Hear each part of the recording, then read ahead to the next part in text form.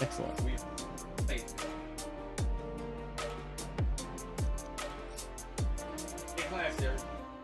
Get classy. Get classy? Oh yeah, there we are. Now we're live. Hey, I lost my audio. That was weird. So you just got classy all by yourself over there. Get classy. Get classy. But then you're kind of implying that people don't have any class, right? Be classy? I don't know. I don't know how you'd say that. Stay classy, because there's always stay classy, right? That assumes that your class is beginner. Well, then there you go. Then maybe that's what we should be saying. Maybe we should be saying stay classy, but I think it's taken. You see the level of quality YouTube that we talk about? This is we're literally arguing about that. Oh God, you know what? We should be not really arguing. Guess what I didn't do again. I don't have any clue. Change the show number? Yep, 37. I see it now. Yeah, guess what? You're gonna see it change. Wow. Hey, you know what I'm gonna say? Wow.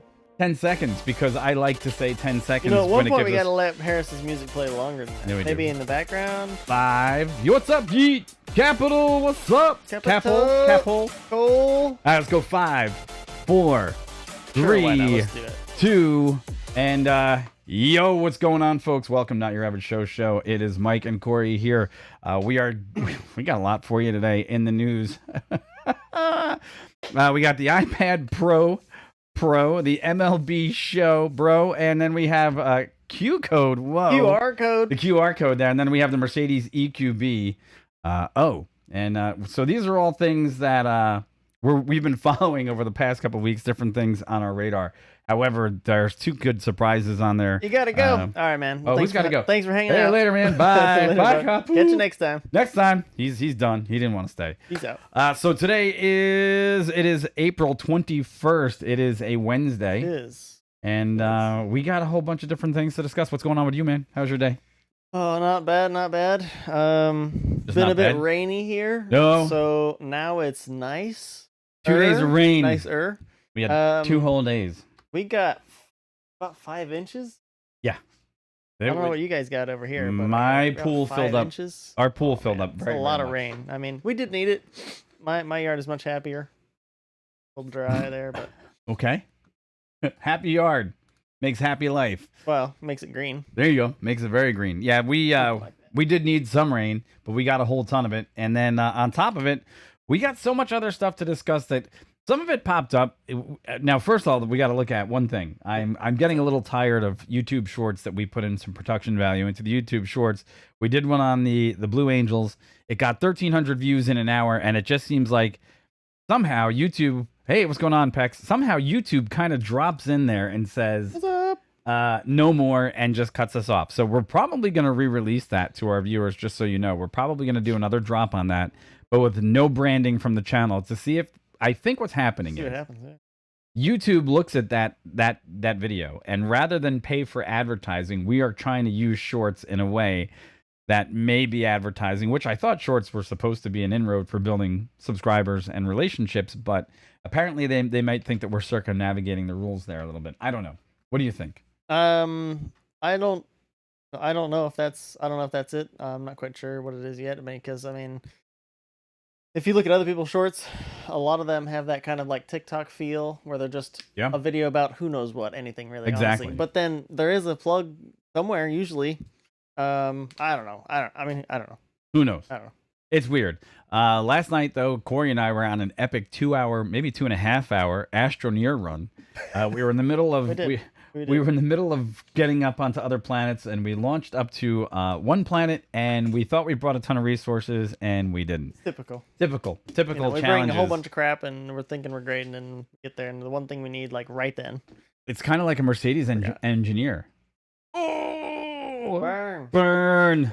We do have some Mercedes. Yeah, we do have some Mercedes news, but we didn't lately. When we start the show, usually we discuss who's going to talk about what first. No, this time we discussed, should we go live now? Yes. Yeah, that was about it. That's about all we had time. We had a good lunch. We talked over lunch. We did work over lunch. And then we were like, well, what are we going to do? So I don't know who's talking about what. Who's talking about what? Who's doing what? You go the M1 stuff. The M1. Okay, fair enough. I can do that. Hit that off, and then I'll go. All right, so I gotta first lay down some background information on all this, and that is basically there was 2 huge drops, and I will say drops over the last 24 hours that are kind of critical towards entertainment in gaming, and the other one is pretty much the way the marketplace is going to react to new releases of equipment. And to start off with, I run a MacBook Pro as my chat computer and the monitor of the stream all the time. So I'm very familiar with the MacBook Pro, not the MacBook Pro, excuse me, MacBook Pro runs the show, the iPad Pro. And I'm real happy with them as devices because as a concise computing device for something that you want to do that's on the road, the integration into your Apple community, it's pretty good. However, I'd been anticipating since the M1 chips had launched in the the MacBook Pros this year. Words. Yeah, words, struggling. The MacBook Pro, I was anticipating when they would put the M1 chip into the iPad Pro. Now, here's the thing. Obviously, there's been a lot of challengers in this marketplace, and Microsoft, their Surface line, made some fantastic inroads. They were the first ones with the pencil. They were the first ones with this monolithic screen design that kind of took over the marketplace, the adaptable keyboards. And Apple kind of saw that Microsoft made massive inroads and made charges in that direction. However, Microsoft never really landed that full punch of absolute computing desktop monster inside of a tablet. Well, guess what? Apple yesterday landed a massive punch by taking their M1 powered iPad Pro and putting it to market. What this basically means is, well, they've also updated a few things inside the iPad Pro. They've taken the Type-C port and also made it Thunderbolt compatible. They've also done a couple of things to the screens and the larger units. But what this means is that you now have a compute class processor, meaning it's computer class. It has the ability to do everything a MacBook Pro should be able to do in a tablet form. So, and just thinking about how this is going to go for Apple, this is usually what they do. They let other people innovate in certain areas, then they come back and then they challenge the marketplace by either upping you in silicon, upping you in performance, or production and value, right? This is amazing because that means that soon, and I don't know how soon it's going to take, but if there's applications that are based on your MacBook Pro, those applications, the very same applications, can run on your iPad Pro. Now, one notable is take an Adobe Photoshop product, right? Runs fantastic on my laptop. Kind of runs like garbage on my iPad, not nearly the same experience.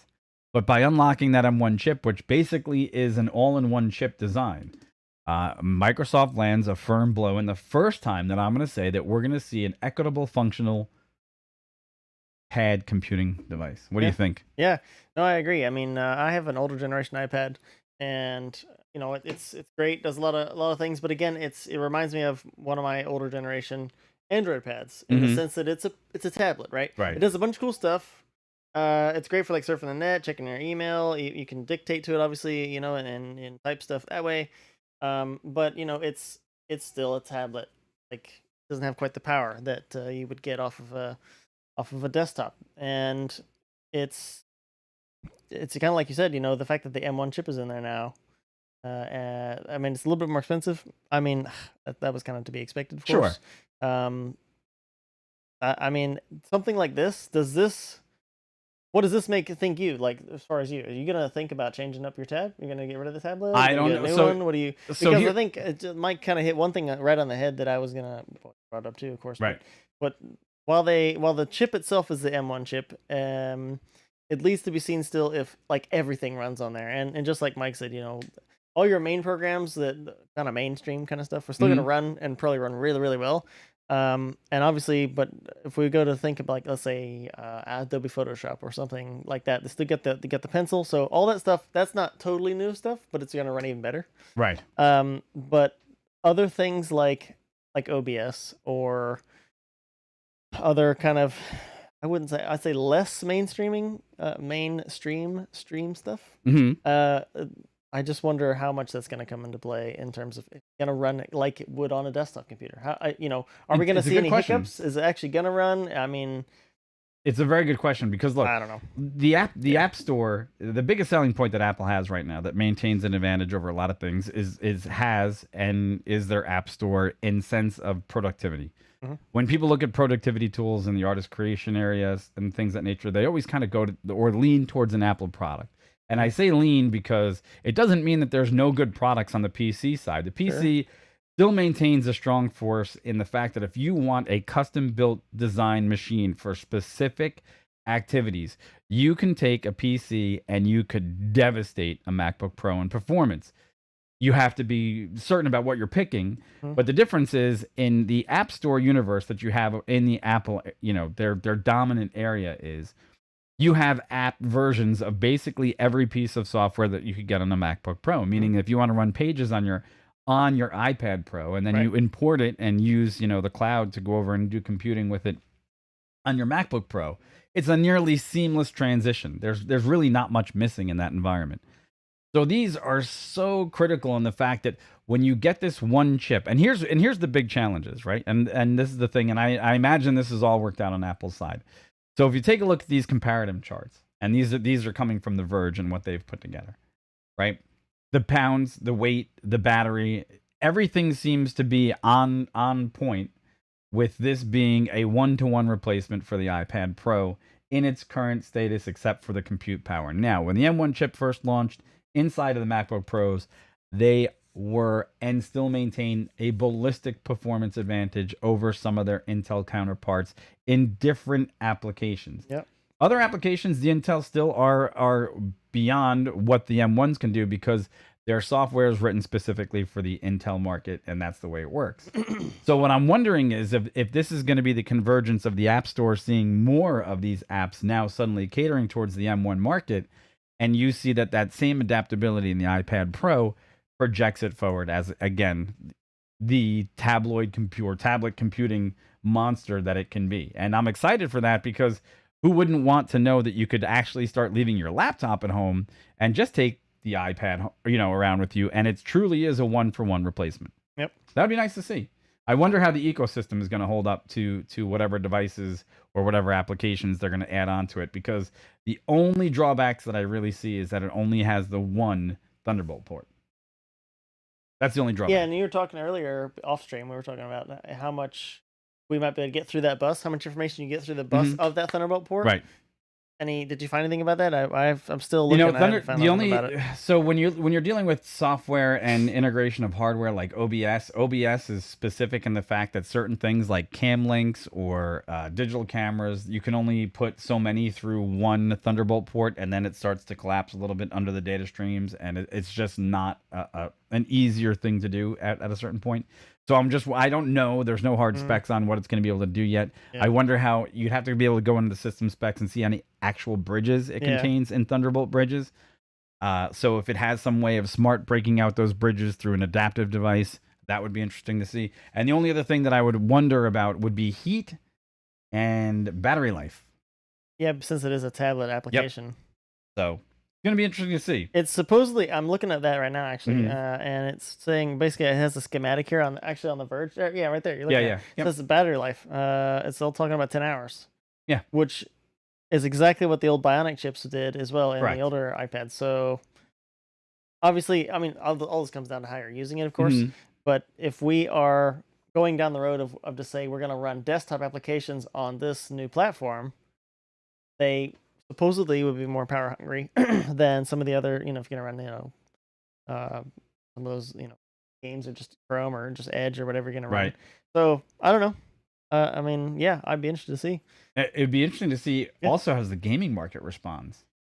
That could, the M1 has not been, I should say, it's not developed with the gaming market in mind, but it doesn't mean that there's not going to be a few developers that are going to be curious enough to say, hey, we have a full-fledged, processor now in a tablet, and maybe it's time to pay a little bit more attention to the Mac and the Mac, the ecosystem inside of Apple for gaming, because we could have the world-class gaming processor doing the same thing on, say, a tablet as it would, its big brother. So. Yeah, I wonder. I mean, because they're saying that the M1 chip is based on ARM architecture, of course. So you need a little bit of emulator down at that level to run x64 applications. Right. So I wonder how much, again, now that the M1 chip, which we know is pretty powerful, is in something that's a bit more portable. If like you said, if other, not just mainstream like applications, Sure. like you said, but games as well. If they're willing to code for that. It will be interesting to see. I don't know. It'll be nice. Hey, I want to know from you guys out there that watch the show. We have tremendous response, and we know that we actually broadcast at an odd hour, but that doesn't mean that we still wouldn't respond to your comments that you leave below. So if there's anything that you feel on the M1 chips that we got wrong, or something that you guys want to talk about, or that we didn't discuss, let us know in the comments below, because that way we can get back to you and the discussion will continue. But I guess they release within a week, and it will be interesting to see how well these things sell. But we're excited to see how the the M1 chips in the iPad Pro are going to perform. And you know, it's kind of funny to me because I keep on confusing now MacBook Pro and iPad Pro, because in a way in my brain they've kind of short circuited me to thinking they're the same and interchangeable. So that's that. You know? Yeah. So James had a nice statement here. Streaming Xbox games. Streaming Xbox games. You know, I'm still kind of disappointed because I don't think the Xbox Cloud Gaming Service is available to iPad or Apple technology yet. It is and has been available to Android, I believe, right? So I don't think I don't think xCloud has really made the jump yet. But if it did, I would love to have, you know, a 12.9. I wonder, running around my desk and doing that. Because you run it in a browser, right? I don't think you run it in a browser. I think you run it inside of its own application. Oh, really? Okay. I put in to be in the beta test program, as I've beta tested all other Xbox platform developments like Live and such like that before, and this time they didn't get back to me. So I wonder. But we do have other news in the Xbox arena, but I don't know what are you taking next? Actually, you know what? I'll probably would take the drone thing. Okay. Only because I watched you play that. The game, but I didn't play it. Okay. So I know you certainly get more to talk about with that. So. All right. So you want me to roll the video first on the drone one? Yeah, do it. All right. So I'll chat about it too. All right. Let's do this. Let's just make this bad boy a little bit bigger, because in drone news. So of course now, since we just saw the drones at the Sun and Fun Air Show, it was pretty cool. But we came across this video. Look how many drones there are. This is in Shanghai, and it's in honor of the Chinese launch of a sequel to a game called Princess Connect. And basically, it does a bunch of cool things in the sky, with a lot more drones than we saw just recently. There is some 3D effects, but not totally 3D. You can see the base there's kind of 3D. But then as we get near the end, you'll see, bam, there it is. So it's a giant QR code with the fidelity of the spacing of the drones that it actually takes you to the game, which is what they wanted to do, of course. But that is pretty cool. And it says basically, what, about 1,500 drones were in this swarm, or this this flight. And I don't know, man, that's cool. That's cool stuff. Yeah, I mean, it definitely portrays into what we just saw, that drone technology of this sort for advertising and making the inroads that it is. But, you know, I think I'm more impressed with the fact that they found an ingenuitive way to actually make the drone formation like you just hold your camera up and the QR code takes you to the game. Yeah, that's kind of neat. It reminded me of like augmented reality. Yes. But it's flipped on its head, right? Because now you're using your phone to look into the world and see something, instead of that thing actually being like projected on your phone. Like instead of the phone, like you hold up your phone and then the phone shows you the world, but then also an augmented reality shows a picture in the world. Right. And you can interact with it on your phone. That's cool. But now you have got a thing in the sky that you obviously scanned like any other QR code. And the fact that it's, like I said, it's just done in a giant drone swarm with the, like I said, with the fidelity that it's actually scannable. That is cool. That is very cool. And like it's a bit of a different, a bit of a novel way to do it. So good for them. I mean, it's cool. So we're still waiting. We're gonna get in touch with the gentleman that we saw at Sun and Fun, but it was just neat that it kind of dropped on something that we were talking about, all these devices that they're using for drone technology, and we do have pictures of that, some of the drones that were used in the show at Sun and Fun, which I guess I didn't really show those the other day, which were really cool. I mean, they are. Did I take them with my phone? I got to see which one I took them with. I can't remember if I took them with my phone or not, or if I took them with the actual camera. Because there was a ton of drones. This guy had literally a bucket full of drones in the back of a trailer, and then I'm talking about a bucket. I'm talking about the entire thing. 72 or 73 drones. Yeah, but he had other shows that were going on that were going to be much higher numbers. Yep. Yeah, he said one of his other shows he did was 150 drones. or drone swarm, Yep. and it was interesting because he obviously we were talking to him for a while, of course, about how how much he's what kind of software he's got on there, but also noticing that he's 3D printed a bunch of his parts, Oh yeah. and it's just it's cool to see an application like that, and especially like we were talking about the guy about his uh, different way of doing it versus like the Intel swarms. But Yeah. we're gonna get into that, as Mike said. We're gonna bring him on the show. We're gonna bring him on hopefully the show shortly, but it was just cool to see. Just cool to see that advent of technology. But hey, remember, like, subscribe, and follow. More of that conversation later on. But hey, I want to get into one thing here. James just dropped a note about streaming through the Xbox app, but I'm gonna touch on it because as you said that in chat, what also just came up, which is going to be really interesting because I didn't realize it was this week, and I told you that I applied for the beta for it. But the first thing I'm going to drop is this. If you have been in the marketplace, and I do mean in the marketplace, for the best baseball game in a long time in the video game arena, you do not, and I repeat, you do not have it on an Xbox until yesterday. Yesterday, MLB The Show, the long-anticipated baseball game of like probably one of the biggest franchises that never made it to the Xbox, finally dropped on Xbox Game Pass. And let me tell you something. I put in a few minutes of the game just this afternoon because it took a long time to download. It was like 95 gigs. And it is amazing. And this is only due to the fact that now people appreciate that the Xbox Game Pass has become such a great delivery service for games, both new and old, that this was a premier drop that you couldn't have even anticipated. And it shows the value of how the Xbox Game Pass has made so many inroads, where even EA joined in the Xbox Game Pass last year, saying, hey, you know what? We can't beat this service for $9.99, whatever it is a month. You're basically getting the best games in the industry on a regular drop.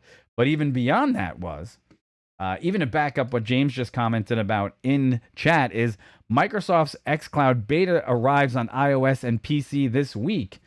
So while it had been going through some other beta programs, that means that now my iPad Pro is going to be able to play these games, and you're going to be able to get it MLB The Show playing literally remotely via Xbox Game Pass. Via Xbox Game Pass on your iPad, which means I'm going to have to find my way back onto that beta list because it looks like this thing will be amazing. Now, it says the service will be accessible through the Xbox.com Play, where Xbox Game Pass Ultimate subscribers who have been invited by the beta will be able to play Xbox games through Edge, Chrome, or Safari browsers. So there you go. That answers your question. Through the browser. So, and then you'll be able to use, now the biggest thing about this was, about a year ago, the tip-off was that you could finally use an Xbox controller as a Bluetooth controller on your iPad and your MacBook Pro. So this was coming. This was already put out there. And wow, what great gaming news! What a fantastic time for you to be an Xbox gamer. Bam, just like that. Yeah, there amazing. Wow, there you go, Pex. Like right there. They didn't cancel it. It is coming, and MLB The Show will be, I hope, part of that package. Ooh, I'm filling the air conditioner. That's always good. Cool, awesome. So there's that. So now, Corey, I know you're not a huge baseball fan. Sure. You watch now. Let me. I happen to game a lot.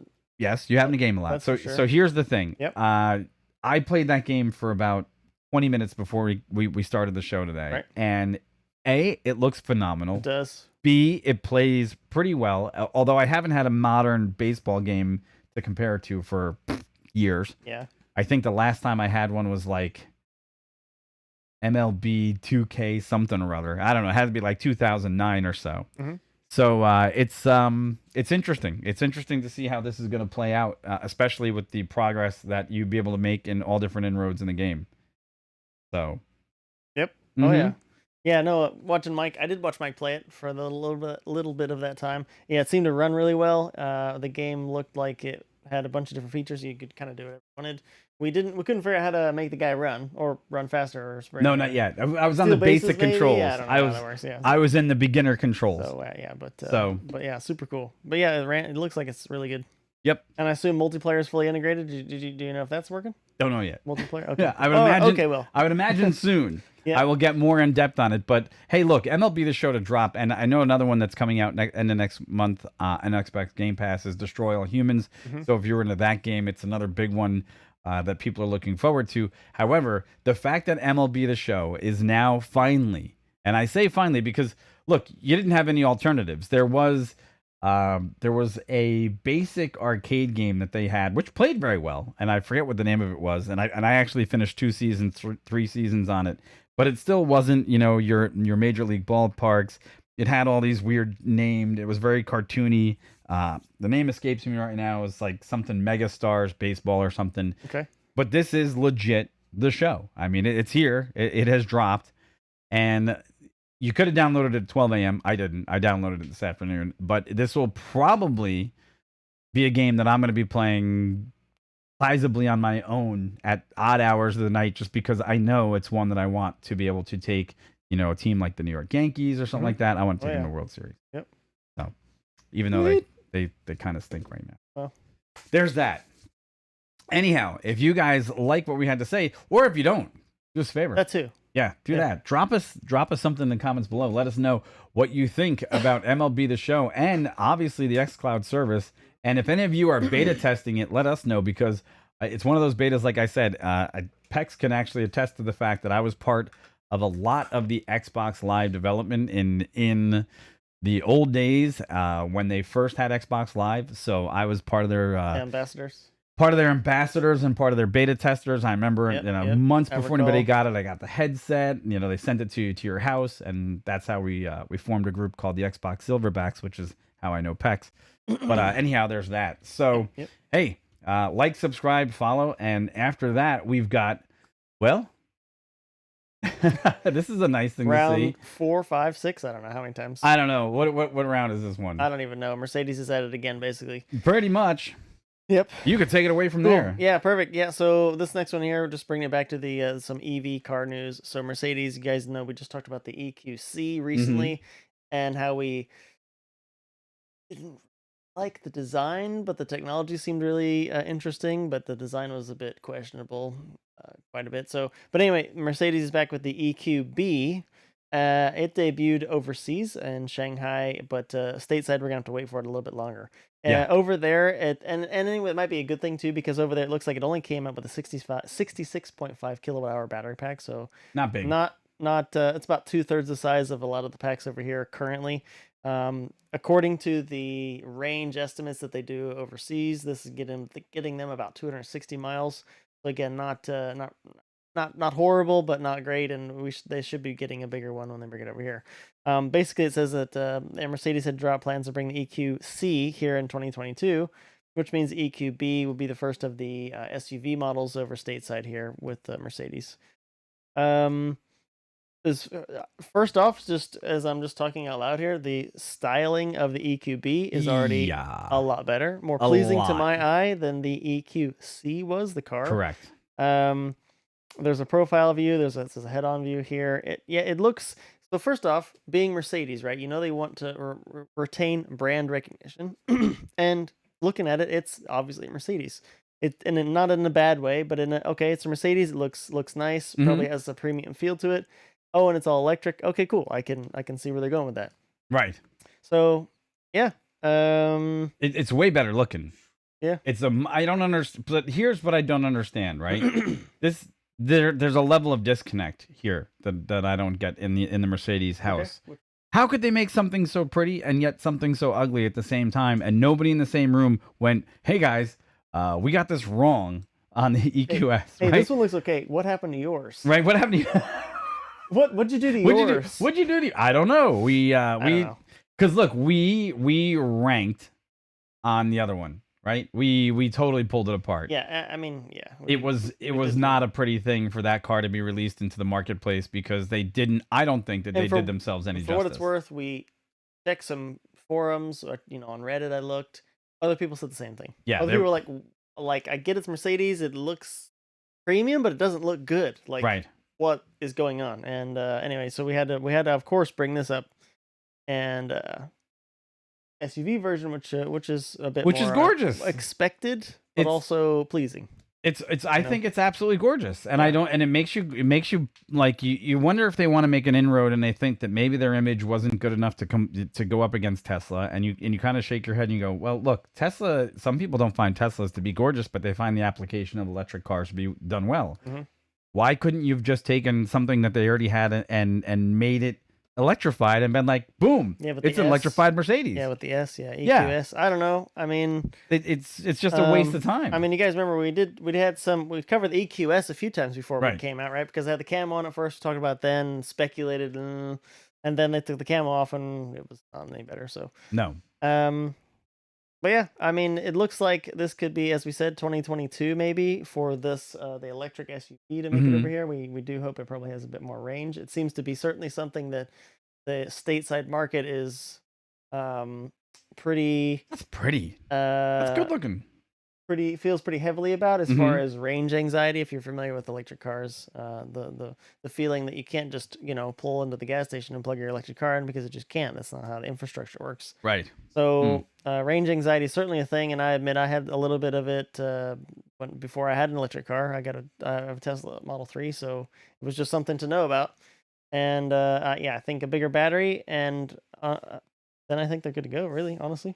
I think that if they stick with this design formula, and maybe if they think of stepping back with what they've already produced out there and going with something like this, because look, the front of this car, I am going to say this much. The front, if you look at this one design right in the middle, that still looks a little bit like a Dodge Dart. Okay? Yeah, yeah. Not going to lie. I just read it, yeah. It does still look like a Dodge Dart, okay?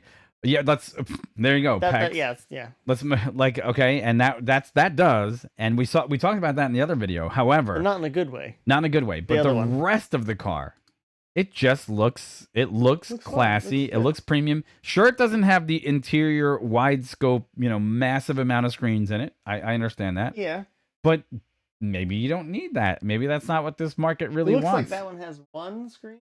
One big screen. 2 screens, but one wider screen. Yeah, exactly. Right, look at that. That's pretty. But it looks nice. Like the styling on the dashboard on the passenger side, it's got like there's a lighting there as well. Yeah. I think it's nicely done. They did a fantastic job. I think it's So look, and this is the thing. I'll give credit where credit is due. Yeah, sure. And I will also bash a product when I think it could have been a lot better coming from an absolute luxury brand like Mercedes. Then I'm going to bash you. I'm going to turn around and tell you that you didn't do well enough. And I don't need popular consensus to tell me either way, but I would buy this. Okay. You got the other one up? Yeah, I can bring it up, but I mean, I could buy that in a heartbeat compared to the other one. Yeah, the EQS. EQS. The EQS just doesn't have, I don't think, it has the pedigree, because even in the two-tone pictures that they've shown of it now, that kind of follow along the lines that they gave people in the preview. It doesn't look that great. No, sorry, I just ran across another one from Auto Evolution. What they say? Expectation versus reality. Why the Mercedes EQS design is disappointing. It is. Okay, look. And they comparing the concept versus that's hilarious. That's exactly what we talked about. That's exactly what we talked about. I'll send this to you as well. Look, here's the difference. If you look at where the body line and trim line comes together, even in two-tone, it looks better in two-tone than it does in singular tone. Okay, however, I don't think you got a chance at making this car any better. Let's see, was this the other one? Expectation versus reality? Yeah. Oh, they literally have side by sides, exactly like. Let's just take a look at this. Exactly like we talked about. Oh yeah. Ooh. It looks better as a concept. It really did. Then, I mean, look. Yeah. Okay. See, they didn't follow through. This should be back on our other video because it's surprising that other people did this. But yeah, if you look at the two combined, it really doesn't drive home that same point. It really doesn't. Even in the two-tone, nope, they didn't do it right. Anyhow. Anyway, there you go. So Mercedes, we'll say this much. Hey, I'd buy the other one. I ain't buying this one. Or I'd buy, you know what I'm talking about. I understand.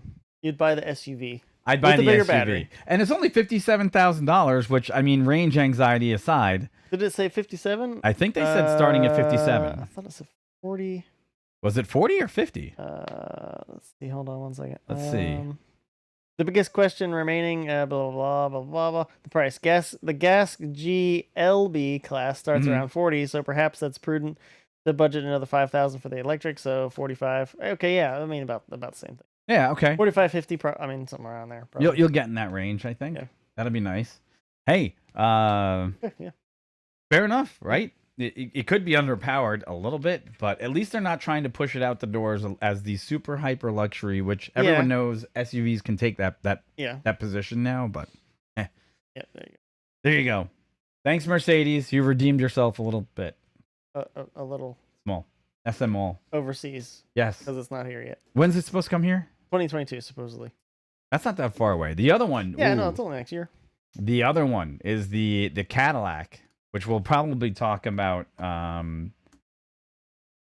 think that one, their SUV dropped, and there's a picture of this one that it awaits, and they just dropped it. What was the name of this thing? The Lyric? Yes, the Lyric is coming in 2022. So it's on the official website. Okay. It's actually the Lyric has made its debut, and they're saying, oh, here it was, CNBC. This is the one I think I read this morning. Oh, is this the actual visuals? This is pretty. This I thing haven't seen this yet. We're probably gonna have to go into a little bit more depth on it because this charging port is cool. You see that? Gorgeous. Yes. So here it is. Here it is in all its functionality, and we're gonna go into depth to it because that's pretty. I think I like that. Yeah, I haven't read this one yet, so I can't say much about it. So there's more to come on the EV front with those cars. And then I don't know. Oh, big news. Other news. What's up? We were supposed to be up at 6 o'clock in the morning tomorrow for a launch that has been postponed. Yeah, you want to talk about that for a minute? Sure, of course. Yeah. So tomorrow morning at 6:11 a.m. Eastern time on the Space Coast of Florida was supposed to be the second launch of the Crew 2 mission for SpaceX. 4 more astronauts up to the ISS. It's been postponed. They said not so much for weather here around the area here, but actually where some of the recovery zones are as the rocket takes off and moves northeast up into the atmosphere. Up there around, I guess it was British Columbia up there, or direction they were talking about that. Weather up there was unfavorable, so they already moved it. It's now what, 5:49 tomorrow, right? No, Friday. Yeah, sorry, Friday. 5:49 one more Friday day morning. passed. Yeah, excuse me. Yeah, one more day back, so 5:49. So I know Mike and we haven't talked quite a bit about how it's going to work, but it's just a little bit earlier. But I think we're still going, right? Yeah, no, look, it's look. How we're gonna do it? It's gonna be. I've already seen stuff in the Titusville News and whatnot. They're expecting more of a crowd. No big surprise there. Right. It is on a Friday morning, and then quite early. So I know there's gonna be more people than a normal, or let's say like a satellite launch as we've seen in the past. But I don't think it's gonna be as crazy as it was on some of the. Well, which would bode well because which is good for us because our data stream is going to be coming from a cell phone. Which, if a lot of people decide to stream this at 1 minute at the time that we're supposed to be covering the launch, we could experience a massive dropout, and we know this, and that's why we would prefer to have Starlink. Wink, wink. And the other part of it is that we have some solutions that we might be able to try that are unproven. So that's the other thing that we might be able to do. We'll see. We'll see if we can work our way around it. But there you go. There you go. So that's a little bit of an update. Friday morning early. Yes. But Friday morning. Friday morning. That's that. All right. That's all we had for you today because quite honestly, it's been short news cycles on a lot of the technology and things, and we have other work that we got to get accomplished, especially with doing some edits. So we appreciate your time. Thank you very much, everybody. As always. And as always, if you get a chance, go watch some of our stuff and like it and stuff so we can get more views and get over this short thing that whatever YouTube keeps doing because they keep looking at it and they go, oh, that can't happen. And it's like we go to the bottom of the pile. So I wish we could get our resume to the top of the stack. That'd be nice. Nice. All right. Anything else? I'm good, man. That's all. Yeah, Roscoe's good. I'm good. Everybody else is good. Thank you, everybody, for tuning in today. And we will catch you soon. Take care. Easy. Stay safe. Bye-bye. Catch you next time. Oh, the music. The music? The music. We have... You're gone? No. You know what it is? I don't know. I just turned it down. I couldn't hear it. Not through the studio monitors. Hey, guys. Leave comments. Please. Huh? People need like subscribe buttons we can put on here. They're already there. I know it's interesting because it's like a live part. So yeah. All right, folks. We'll catch you later.